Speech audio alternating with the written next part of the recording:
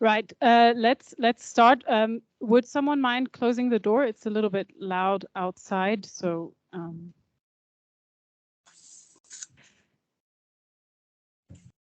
So, dear colleagues, dear participants, distinguished guests, thank you for joining us today in this exciting deep dive, which is on green transformation. I'm Stephanie Berry. I'm an advisor for the Sector Project on Employment Promotion and Development Corporation, and I have the immense pleasure of moderating the session today. It's a 1-hour session, and we've started a bit late, so hopefully we can compensate a little bit, but it doesn't leave us with a lot of time, so let's get cracking. We have some colleagues participating online and a lot of colleagues here in Nairobi, and so we're looking forward to a very fruitful discussion today. My colleague Laura will be keeping an eye on the chat, so please participate actively from wherever you are joining us.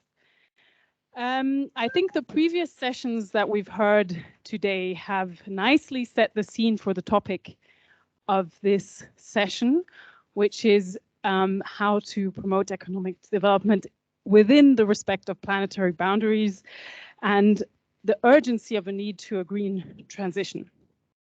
And of course, the challenges that are related to this. Our aim, therefore, for this session today is to deepen the points that have already been addressed and to share perspectives amongst each other with all of you. And this we will do around 3 key questions. So one is, what are the challenges? And also, what are the opportunities of a green transformation? What approaches are needed to promote green approaches or bring them to the center of economic development in Africa, so a very regional focus. And thirdly, how indeed can GIZ contribute effectively? So what is our role as an organization in this process? Of course, we will not be able to answer all of these questions in the time that's allotted to us. But we would nonetheless like to kick off this discussion, and we will deepen it over the next couple of days and indeed months to come.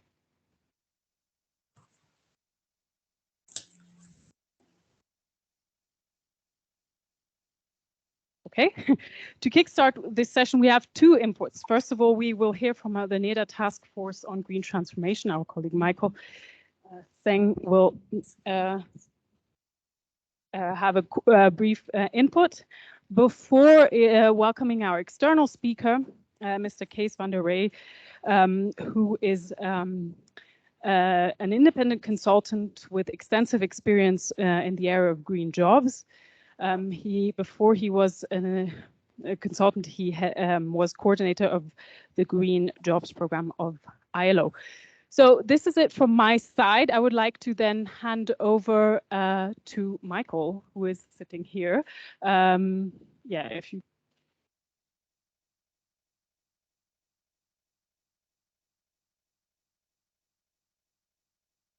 Thank you. Thank you, Stephanie. My input is just like 3 minutes. Just wanted to say we are existing. So it's an important topic. Yes, it is. Yeah. And therefore, we created a task force end of last year with some NEDA members as a platform, yeah, to exchange about the topic and also to develop some products. And actually a good moment to be here because we reached some certain level. We did the first step, which was we recognized there's a lot of studies out there about green jobs and green transformation. And the first task we did, this was also with the help of a consultant, is to review stock taking. Yeah? So we created and developed criteria with the task force, and we went through existing studies, which is beams at GIZ, but also UN institutions, including the ILO and so on, which is relevant for us. And we analyzed them on a set of criteria we developed with the consultant together, 14 thematic topics. So the first product is like, there are 41 key studies out there. Now you could look into, if I'm looking for gender, climate adaptation, green financing, and also relevance for GIZ or not, practical approach or theory, you could find a study out there assisting you. So it's a first tool. It's a stock taking. We reviewed what's out there. I would say well done. Yeah. We already received appreciation by colleagues. It's a first overview. So, but now comes the next step. And for that, we even wanted to reach out to get more support. So for the time being, we're like now 5 to 6 people who are very active. And I just can emphasize, if you're interested, join. We're happy to accommodate new members, yeah, and to also build on your capacity and knowledge. Now we have the first step. The question is now for us, how to proceed further. Should it be a new study, a manual, yeah? For whom? Beneficiaries, partner countries, project managers, AVs, yeah? We are uncertain. And in which topics should we look into? Are there any topics where we believe there is a knowledge gap out there? I forgot to mention that. We also look in the analysis about what is not covered yet, yeah, in our region in Sub-Saharan Africa, and we also have first recommendations. However, yeah, to define the next step, we want to reach out to the community again. Everybody welcome to join. Therefore, we left also a pinboard at the very end. So please have a look. The key questions we would love to answer the upcoming weeks jointly are placed there. We're happy about any input, idea, or guidance, yeah. And then we see what the next step is. And to connect it with the input we heard today early morning from Albert, who said, from knowledge to action, I believe what we did for now as task force is working with the existing knowledge. And I think now comes the step for us, how we transferring that into action. Maybe with a manual, right? To transfer the knowledge into action, maybe for partners, maybe for AVs, maybe for project managers, yeah. Again, please reach out to us. Also for everybody today joining virtual, here's the email mentioned, yeah. The publications can be both accessible for everybody within GIZ. Have a look at the huge sheet about the existing studies and reports, yeah. You should find the right one, yeah, on a set of criteria for you. And you also can have a look at the result of the consultants with regard to the knowledge gap. Once again, we're happy if anybody joins, yeah. It's a joint effort. If more diversity we have, the more feedback we receive, I think the product will look better. And this is also a call particularly for national colleagues who are interested, because I would say for now, we're also lacking a little bit the real African perspective from our colleagues living in economies on the way or already in transition. So please, anybody interested, join us. So thank you so much. And with that, I can give the microphone back to you. Thank you, Michael. And yes, and thank you for highlighting the important work that has already been done and also avenues for further development. I would like to now, well, one note, let's discuss this further, if possible, after the input. But I would like to now hand over to our external guest, Mr. Kees van der Rey, for a thought-provoking input. Thank you. Stephanie. Thank you, participants, for your interest, your willing ear and your willing eyes. I have a presentation by PowerPoint.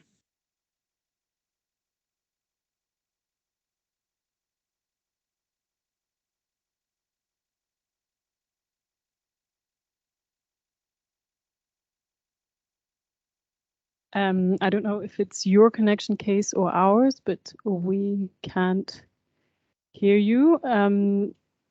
Hello, you can hear me now? You're back. I'm back. Did you hear me saying congratulations, Michael and colleagues, for this nice piece of work in the group and the stock take and the knowledge gaps and the call for ideas how to go further? Well, I've got some good news as well there.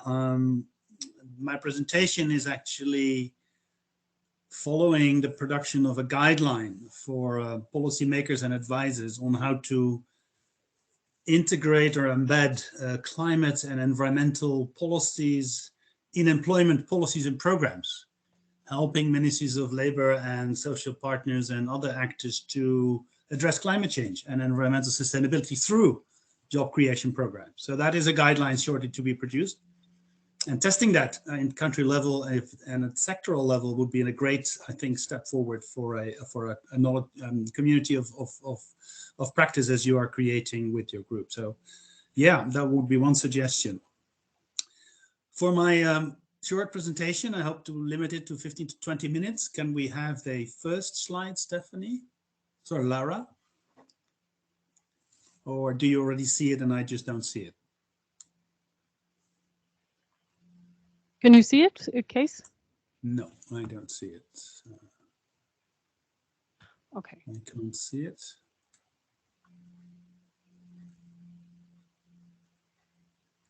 Okay. I think now it's loading. Yeah. Yeah, seeing it. Okay. So next slide, please. That's good. Next one. That was the agenda. And my name, I'm from the Netherlands. And as she said, I've been working with the ILO previously. My presentation is simply called Making Work of Climate Action. It tries to signal the importance of linking those two agendas, as I just said, with the guidelines. There is jobs, there is employment through climate change policies, climate change action, and more so if we don't combine those agendas, either of the agendas will not be successful on the long term. Climate change cannot be averted without addressing the social dimension, and employment policies cannot be resulting in decent work for all if climate change and environmental boundaries, as you said before, Stephanie, are not taken into consideration. The people queuing up for public employment service guidance here on your left want jobs. The ladies on the right have just completed a training course how to produce, install and sell small solar panel powered devices, lamps and battery chargers, and they're happily going into their businesses later on. Next slide, please. Think you through a couple of scenarios. No? What if Luxor would be the new Dubai? If solar energy, the potential of solar energy would really be optimized, would be exploited and used as competitive advantage for Africa at the global scale. But what if the global chips and telephone industries and others need all the Africans' mineral resources that are now still under the rocks and the earth? What would that imply for jobs? How would the Sahel look when we succeed in reforestating it again, as the Great Green Wall project intends to do? How many jobs could be created through that effort? And what if we can make really Africa sustainable in making its vegetable and fruit production capacity come to solution for the whole world? If the European Union imposes its carbon tax at its borders and therefore drives the ones who want to export to the European markets to increasingly green products and services. What if it would mean for employment? Next slide, please. There is one projection which is hopeful. Can you click on the PDF? If hopefully the link will work. The International Renewable Energy Organization, IRENA, is every year estimating and projecting the number of jobs involved in renewable energy. And if the slide would open, then you would see that every single year since 2012, the number of jobs have increased in renewable energies such as solar energy, but also wind, thermal, biomass, and so on. For sure, China is heading that crowd, but also Africa is catching up. Jobs in renewable energy are being created today. There is potential there, enormously. Next slide, please.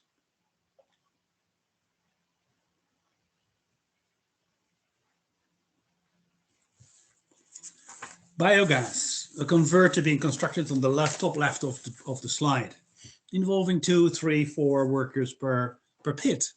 A biogas industry is emerging in Africa, providing for just that biogas, which then helps lighting, but also energizing rural households. Therefore, dairy industry, for example, can increase quality and increase sales. Solar panel installation on roofs there. This is again a training center where people are trained how to do that and then go into rural areas to put those on schools and public buildings for renewable energy provision. On the right-hand side, green construction, interlocking compressed mud blocks or earth blocks, making the best of local earth available, local soil available, and isolating against heat and cold weather in the countries where that is needed. A labor-intensive green construction industry is developing in Africa. Next, please. Indeed, small businesses in particular are going already green in Africa. Left again, 2 milk containers built on a motorbike, which is still running on gasoline and still emitting these greenhouse gases we don't want anymore. But the solar panel you can see there in the middle is cooling the milk in those 2 containers and therefore helping the farmer to provide better quality milk to the distant factory which produces the milk. In some countries already, the milk fetches higher prices if it gets cooled on the way, so helping productivity and sales. On the top, you see rice husk panels. This is made out of the straws which remain after harvesting rice, then compressed and glued together to make on the right-hand side panels for buildings, low-cost urban buildings in particular, real estate, investing in these locally available, low-cost and low-tech building materials, insulating the building against heat and cold. Next, please. Where are we now? If we want to transform and go to that sustainable development perspective where climate change and green growth is heading social economic development, well, we are starting from a difficult point. We are still in the post-COVID-19 pandemic, and of course we see a growing international response an urgent call for building back better, to invest in low carbon development and green growth trajectories. This is the moment where we can change because there's so much stimulus package available, which indeed holds the hope for more employment and more output as different modeling exercises have proven. So many people have joined that call for building or back or forward better and greener, and not just in Europe and the United States, but globally, including in Africa. And the last call for looking at the greener aspects, the green dimension of growth and climate change, is the OECD with a very good publication in November last year called No Net Zero Without SMEs, calling attention for addressing the difficulties SMEs are having in adopting greener technologies, accessing greener markets, and accessing green finance. Next, please. So let's have a look at those SMEs. And we know that micro, small, and medium-sized enterprises hold the majority of jobs in countries in Africa, but also elsewhere in the world, but particularly in Africa. Of course, businesses need to cover themselves, to protect themselves against the shocks and hazards and trends of irregular rainfall and heat, sometimes floods and shocks, which happen all over the place in countries in Africa, and also to be able to then ventilate and build their businesses, their premises in ways that it resists those shocks and those trends. So basically just make your business more resilient against those climate change related trends and shocks. But of course, very importantly, going green holds the promise to reduce costs and get higher productivity, get more out of less, do more with waste, save on energy, save on water, probably adopt technologies and workplace practices which help circularity at the business level or amongst businesses together in clusters. So altogether, drive costs down, sell better, and earn more. Governments and local governments in particular are increasingly also taking measures on environmental standards and climate. And of course, compliance with those standards is often obliging small businesses to get to green practices and technologies and markets. Access to markets, that is driving them, in particular in agriculture, for example, we've seen that, but I just mentioned green construction, and these markets are also very much locally and domestically. And finally, I'll come to that in a minute in more detail, there is a huge increase in green finance. Capital for investment, for loans, for guarantees, and that potential is untapped. That potential is offered to countries in Africa as well, to businesses, but their ability to tap and to be able to use those funds wisely is still underdeveloped and needs to be strengthened. Next, please. Making the business case for going green, then, that is what we need to make believe and to also convey that going green is good for business if it is done with the right policies in place, if it is done with the right incentives in place. Because on the short term, there may be cost involved in adopting and buying new technologies, in training people for new skills. But at a medium and long term, this is what drives growth and competitiveness. Next, please. We are in good company. Many national governments are adopting low carbon, climate resilience and resource efficient development strategies, the so-called NDCs, the nationally determined contributions to help emissions to reduce over time. The pledges countries have made to the UNFCCC and the climate agreement made in Paris in 2015, and do that regularly again, updating their NDCs to see how they would get to those lower level of emissions in the future, or stop them from growing further, which is more the case in Africa, of course. But most of those NDCs do not really articulate the needs for jobs and the importance of jobs, neither for SMEs. And as I said, climate finance is increasing, but there too, SMEs are not targeted, not assisted, and not reached with those growing amounts of finance available. Next, please. A quick overview. I'm not going to read them all to you, but there is a pledge of $100 billion a year made already more than 10 years ago in the different climate conferences that would be made available to developing countries to make the transition to a greener and climate resilient economy. Of that, only 63 million is now paid, but Oxfam makes more neutral estimates, more objective estimates for even lower amount in total, 22 billion maximum. The public funds which are made available for projects and programs to assist countries to make the transition are increasing. The Green Climate Fund, the GCF, already has $5.6 billion invested and is increasingly approving large programs in Africa as well, which address climate change adaptation and mitigation. And then there are other climate funds, climate change related funds, which are coming up more and more. Next, please. This is globally, this is an international picture, but the next slide shows you just a quick snapshot of Uganda, where just last month, the second Academy of Green Finance was held to really bring together people from the banking sector with people from the private sector and government to talk about whether the matching can be made better, whether the offer of financial products is addressing the needs of the private sector in the countries, because it is realized that all that money, which you saw on the previous slide, is not enough. The private sector has to be mobilized, private capital has to be mobilized to co-invest in greener businesses and climate resilience.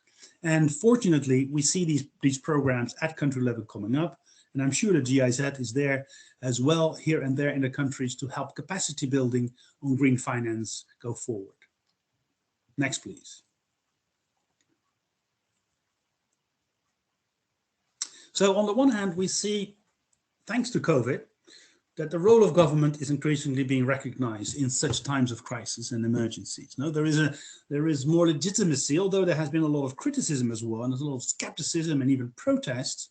I think overall there is more belief that the state can and should act if we stand such crises in front of us, and that will bode well for the coming crises which are related to climate change. And we have already seen so many weather-related disasters, droughts, persisting droughts and floods and rain patterns as well.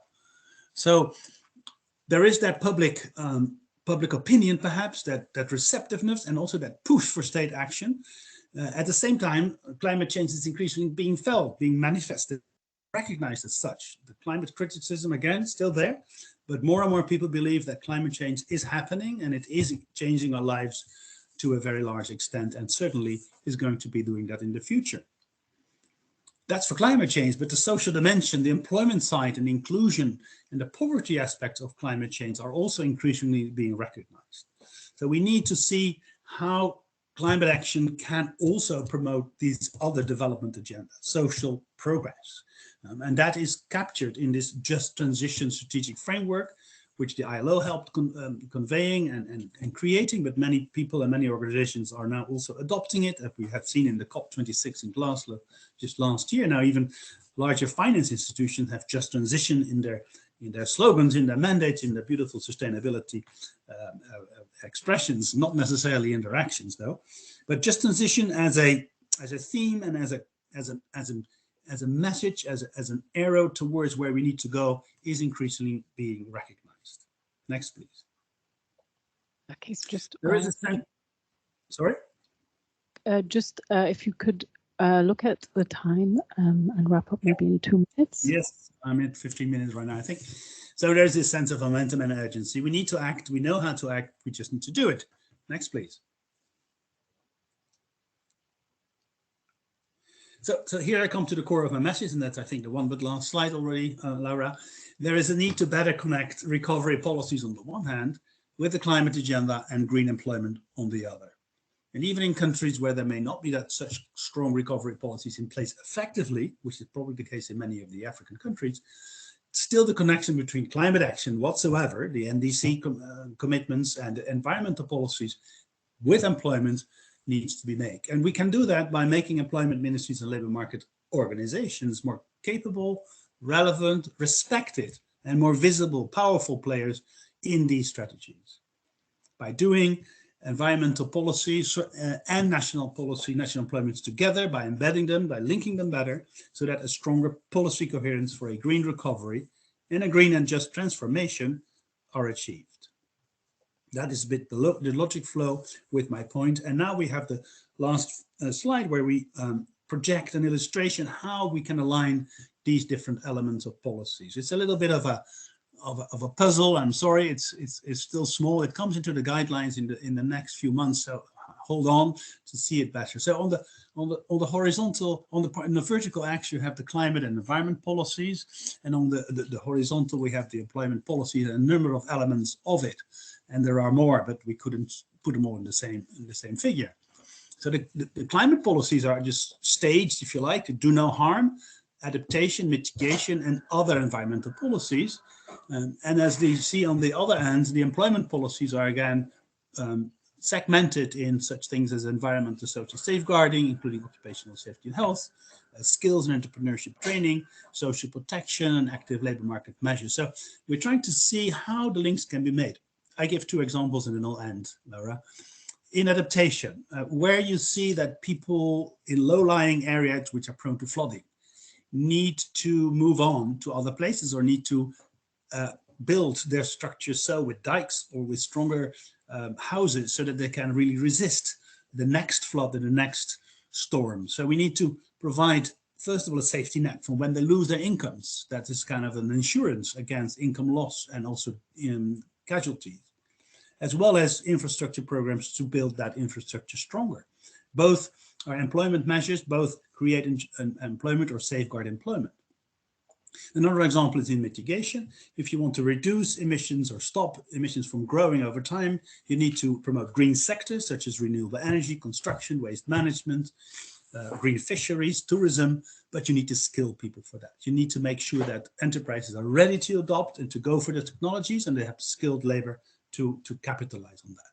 So here you see that skills development and active labor market policies can find its role. And eventually both those policies should aim at, and that is the end goal, decent work for all in a low carbon, environmentally sustainable economy. It's a bit of a mouthful, but that is the just transition idea, no? Both work and climate safety. Next slide, please. Next one. We come to this later. No, no more next one. Yeah. So 3 points to take home. These are my statements. There are no questions or answers, but it's just what I believe we should be doing. A sustainable employment promotion through a green transformation is possible by aligning these climate policies better with employment policies and programs. Maybe you're not working, all of you, at public sector policies. Maybe you're working in a particular sector on a TVET institution, but still how to make those links in everything you do, how to think that through and plan for that is, I think, needed to align and get better outcomes. And using that just transition concept that will help creating these pathways for a job-rich, socially inclusive, green society in both terms of climate safety and climate resilience, as well as resource efficiency. And then very mundane, to get started there where you work, there where you are tomorrow in your jobs, make the connections, look up the people who are working in the climate area, which may be not necessarily your peers or your colleagues, and discuss these issues in these links. It can be done in research, in infrastructure programs, again, in the TVET programs, in the public employment services, social, anywhere. There's always something happening. There may be a job fair, and then the green skills can be promoted in a job fair, and then start talking from there and trying to make those links work. Thank you. Next one is the end picture, I think. If we can do that, that would be nice. Next slide. Yes, thank you for all of that intention. I'm happy to discuss further with you in this hour.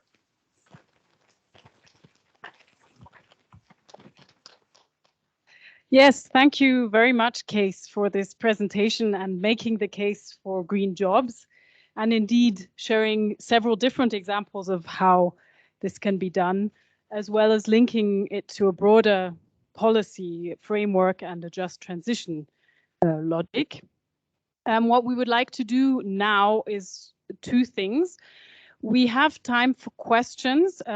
We would like to take about 20 minutes. So we can do some questions. Kees will stay with us for a bit. You can address some questions to him. But more than that, we would also just like to exchange perspectives. So we would like to hear from you what your perspectives are on what you've heard.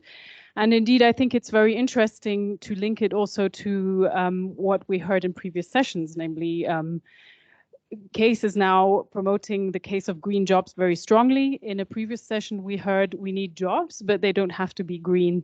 They can be brown or blue or whichever color. So these are different, somewhat different perspectives, and we would like to exchange with you on this. And if there are some questions in the chat, maybe we can start with those, because Laura is telling me there's something there. Oh, okay, someone raised his hand, so maybe we can give the floor to Sebastian.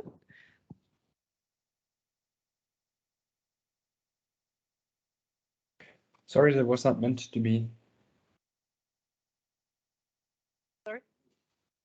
Oh, it was removed. Okay. All right. Well, if Sebastian doesn't have withdrew his hand, the floor is open. Do you have questions I mean, either for clarification, or do you would you like? Oh, yes, there are some questions here. I don't know who was first, so the gentleman got up. So, oh yeah. Yeah, good afternoon again. Sorry, sometimes my English is impacted by my Portuguese, so my accent will not be probably the best one today. Well, we said as a group here that there are some case studies. So the question I do have is, how do we share this information with the private sector and with the government, which comes to knowledge management? And so I did also list some key points here from my perspective that we need to identify sectorial entrance points for green transformation. The other point is share the case study, as I said, plus guidance tools where possible for those involved. The other element is to involve different actors from early stage. We are discussing in this room, but those one left out of this room, they should also be part of it from the beginning, in particular the private sector, because they need to think of their business model. This green transformation implies costs, and business model, you have to look at your cost structure. And last but not least, look at business model, as I said, as part of their development under green transformation. And thank you very much. Thank you. Maybe just a note, I didn't say before, when you take the floor, it would be interesting to hear just where you're from and which project you're working on, maybe just to... The only one speaking Portuguese has a, let's say, official language. It's me. I'm from Mozambique. Thank you very much. You can pass the microphone to...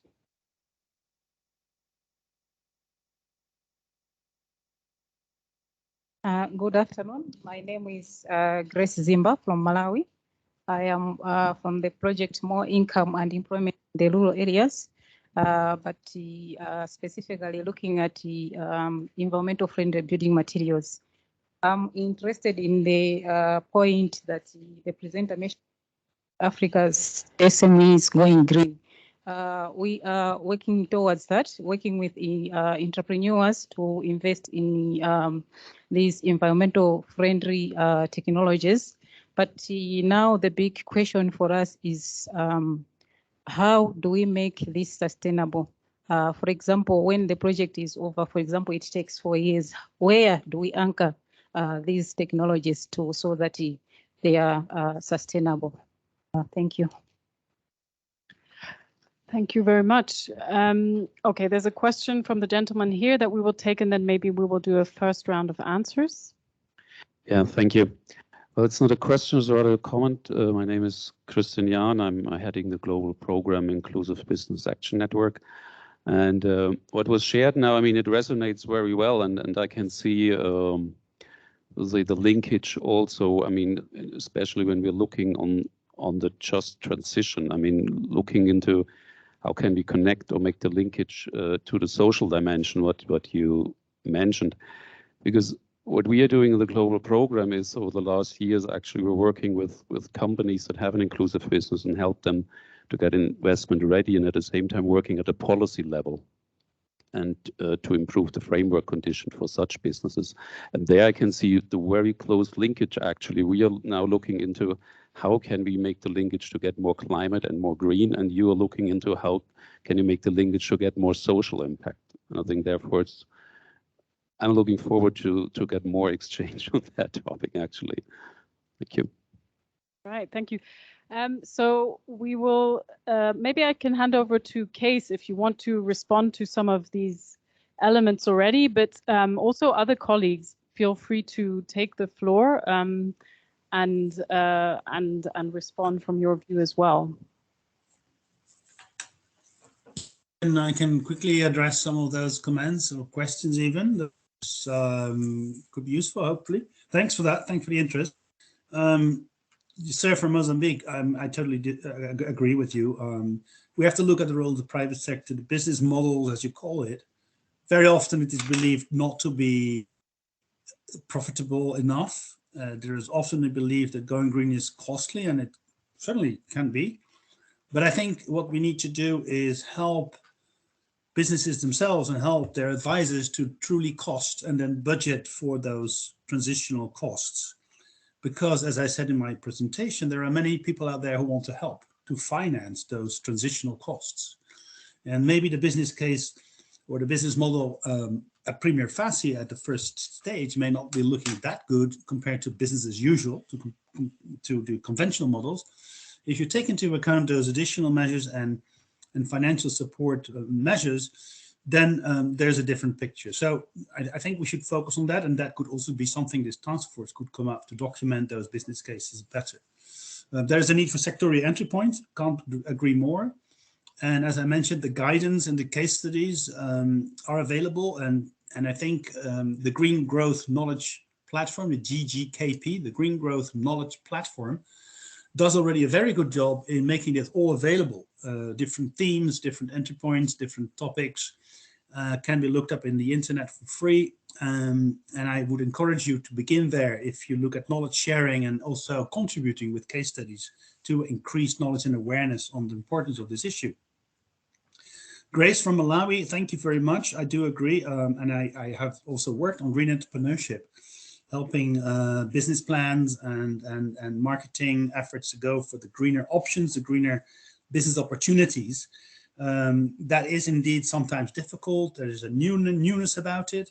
The innovation part. I think there are a lot of programs out there. The SEED, SEED program, United Nations SEED program is very active, and a lot of lessons about how to make that sustainable can be learned. The World Bank with the Climate Innovation Center, CICs in Kenya, for example, very active to make those these green services more sustainably available through trained business development advisors, and the technology sources which are at the bottom of that. So I think there too, there are examples and there may be references to help you think through sustainability scenarios after the project ends. And then finally, was it, I forgot your name, the head of the Inclusive Business Development Program, sorry. Yeah, that's maybe more a GIZ topic, but I think there is that link to be made more clearly. Precisely the synergies, they have to come from two ends, no? If we're looking at how can the job content of climate policies and environmental policies be more explicit, then very much the other way around. Also, we need to talk with businesses how make their climate agenda more clear. Thank you.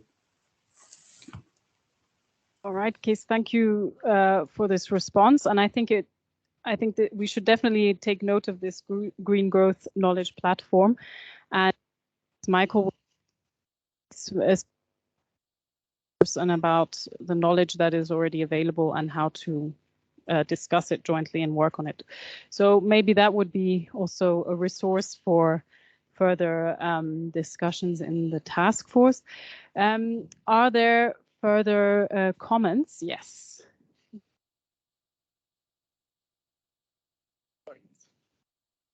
Yes, hi, my name is Klaus Proaska. I'm heading Financial Sector Development Competence Center in headquarters. We talked a lot about the access to finance, sustainable finance. And so if we look globally in GIZ, Africa is lagging behind. But as GIZ and our multidisciplinary organization, I think there's an opportunity. I've never seen an area of work where the need of collaborating between the units is as high as.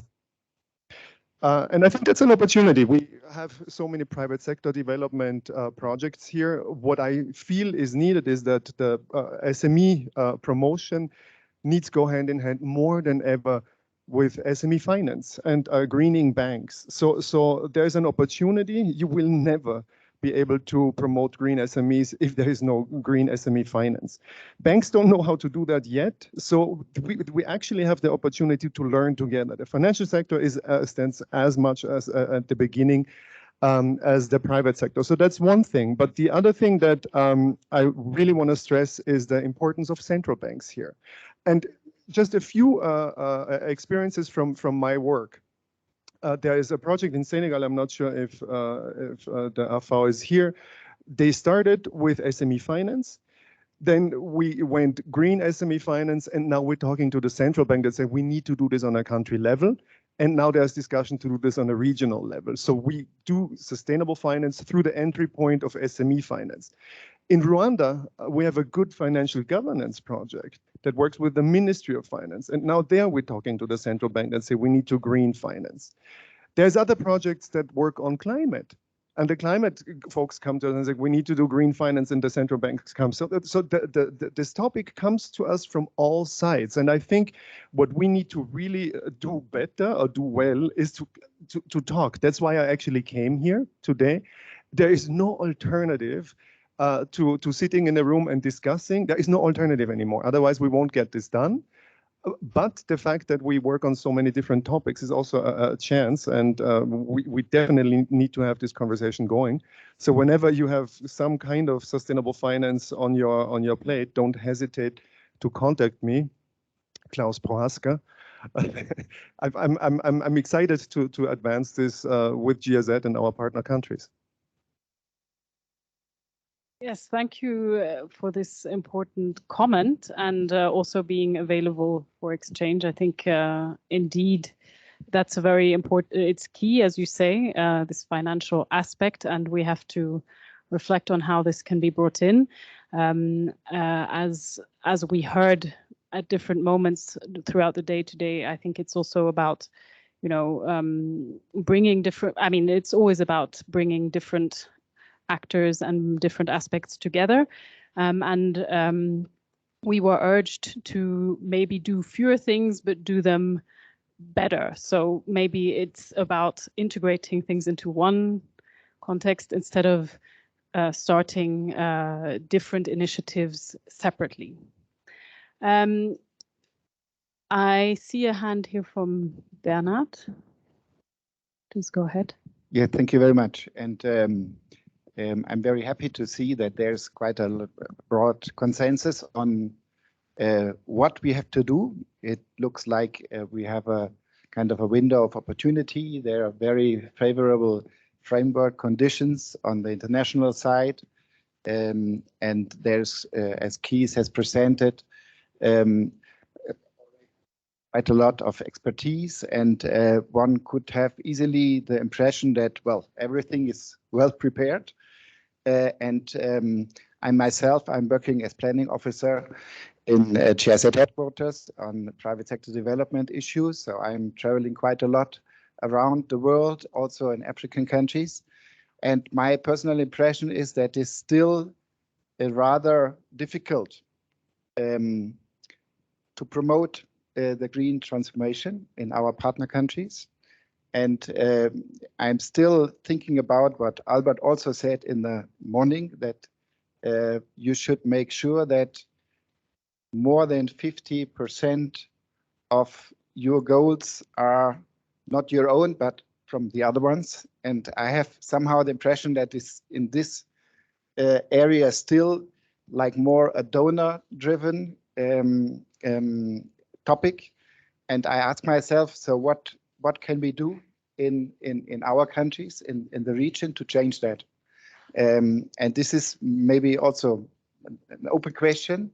And Michael said in the beginning, I was also part of the task force that we are in GIZ starting in a new process. So maybe also inviting to you to give us some hints where you think that there are still the bottlenecks, the barriers. Is it has it to do with the political will? Is there a lack of sensibilization? Is there, I'm working on private sector development issues. I know that there's a lot of opportunity, but maybe not for everybody. It's also a question of access to capital. It's a question of time sometimes.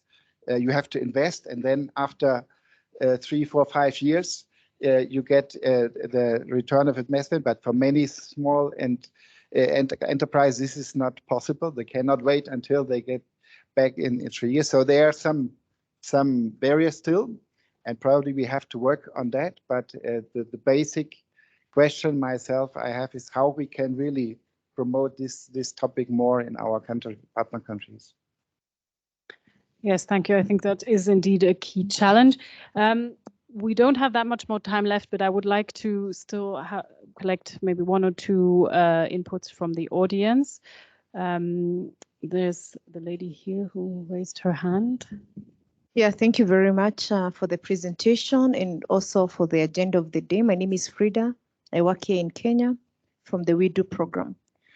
And just my impression as an African who lives in Kenya, and on this topic of green jobs and green transformation, our governments are dealing with multiple challenges. On one hand, acute unemployment, and which they have made an agenda when they want to vie for positions and get the votes from the population. They say, I'll give you a lot of jobs. And they don't define what kind of jobs these are. But at the same time, they're dealing with the issues of climate change. Quite a number of the population who have been displaced because of global warming and all these kind of things. So that is also another challenge. Access of water, issues of how to recycle the waste. All these are competing interests that governments are dealing with. In the private sector as an opportunity, as our presenter said today, that there is an opportunity to balance the climate action with the employment policy. But where I see the opportunity for GIZ is on programming. As a colleague from, is it Rwanda said, there's a lot of programs. And all these programs, like they're working like stockpipes, you know. This program is dealing with their mandate, this other program is dealing with their mandates, and no one is talking to the other. And the same thing is happening on the other side of the private sector and also governments. We find this Ministry of Trade, which is dealing with these issues of trade, and also issues of access to finance from the Ministry of Finance. But also we have the Ministry of Environment, which is dealing with climate action, etc. Everybody is dealing with their own issue without, you know, having a focal point or an issue or a person who is really having what we call a whole of government and whole of society approach in terms of giving these kind of solutions. So my submission in this, the green transformation, is we need really to avoid this piping, you know, that everybody is doing their own thing and there's no conversation which is ongoing. And GIZ has a great opportunity to demonstrate that based on the programs that we have. And so for the green transformation is really also, I mean, a challenge to the working group, and see how are we bringing all this knowledge. You know, you did the stock taking and just asking who is the person who is the custodian of these topics and how is going to implement that, you know, that action, because various people are doing the same thing, but they're approaching it from another dimension. So I think this is a conversation that I would really feel that we need to have, and just, you know, as a working group, just come up with clear recommendations in terms of who should do what and who should be responsible for what, and how can we bring these to a common pivot so that we can have these alignment, climate action, employment policy, at the same time, green transformation programming. Thank you very much. Yes, thank you very much. And thank you very much, because it resonates strongly with the presentation of Case, who argued exactly for this, having national employment policies align with climate adaptation policies, and indeed having a coherent framework. So your case illustrated the realities on the ground, that this is not yet there, and that we need to work on this. And then, of course, the strategic framework or the policy framework is one angle that is done at a specific level. But then, of course, GIZ can come in importantly in operationalizing and implementing different aspects of these policies. And indeed, again, the guidelines that were developed by the sector project employment promotion with ILO, and indeed Case was a driver, the main actor in writing these guidelines, are an important tool and interesting tool that outline very concretely how these two policy areas can be brought together on different levels. So may it be macroeconomic level or more micro level. And so I would urge you all to have a look at these guidelines as well. They're very interesting, and the final version will be available soon, not yet, but we're happy to share that when it is. I'm looking into the room. Case has raised his hand, so maybe you can be the last person before we wrap up to reply to what has been said. Right. No, thank you. I know you're pressed of time, and it's the end of the day, and you have nicer things in front of you. I saw from the agenda, so that will be nice to conclude. So thanks for the interesting comments and also supporting comments. I can't agree more with many of you. The need to connect, for example, on the finance agenda, I think that is crucial. I work with IFAD, the International Finance Organization in Agricultural Development. And the same thing, if you look at rural development and agriculture, if there's no finance connected to it, there's just no measurable real progress. And this is what I'm challenged with as well.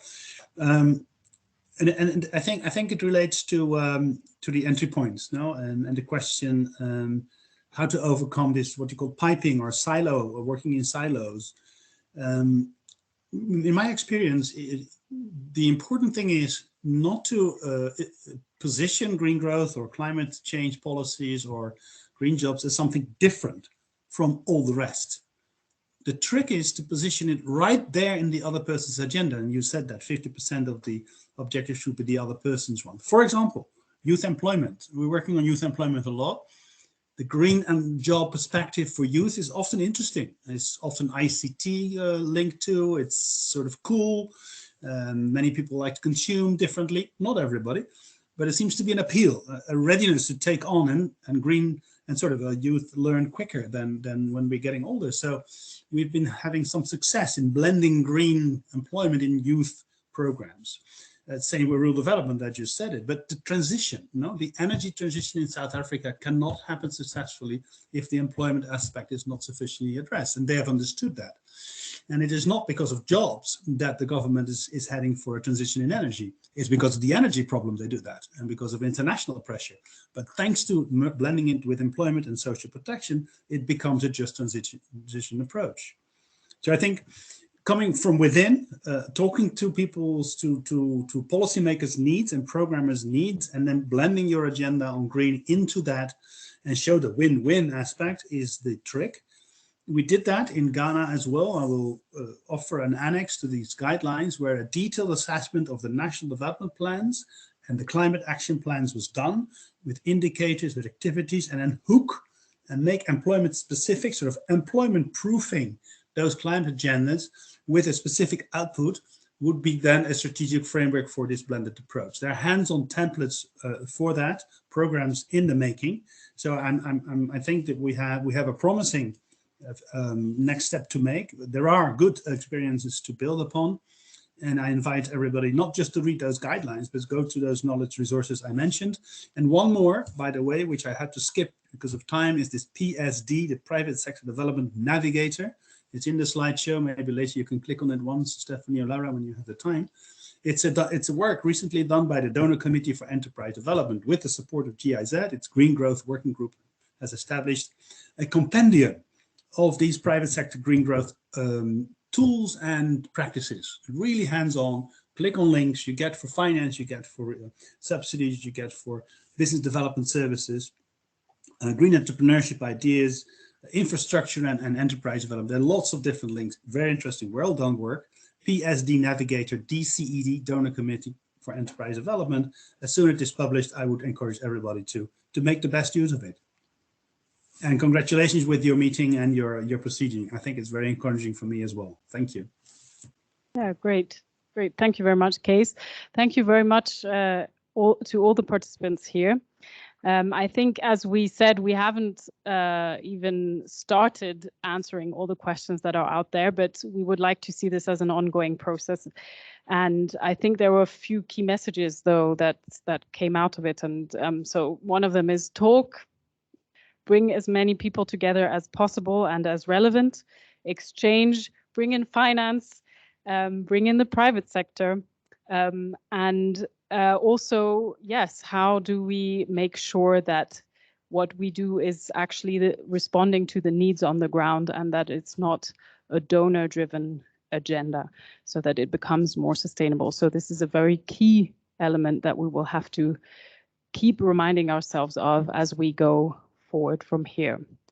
So with this, again, thank you for being here. Thank you for the colleagues connecting from online. Wow, I wish you a good afternoon, a good evening. And now I just have one last message for the people who are here. Unfortunately, not for the people who are joining us virtually, and it's about dinner. So I will take my leave from the online community and just speak to the room. So the dinner is being served at 7 p.m. at the White Tent. And we will meet tomorrow morning in the plenary at 8:50 a.m. I was going to say p.m., but a.m., 8:50 a.m. And I'm assuming it's still Namibian timing. So be punctual. All right, have a good evening, everyone, and see you around.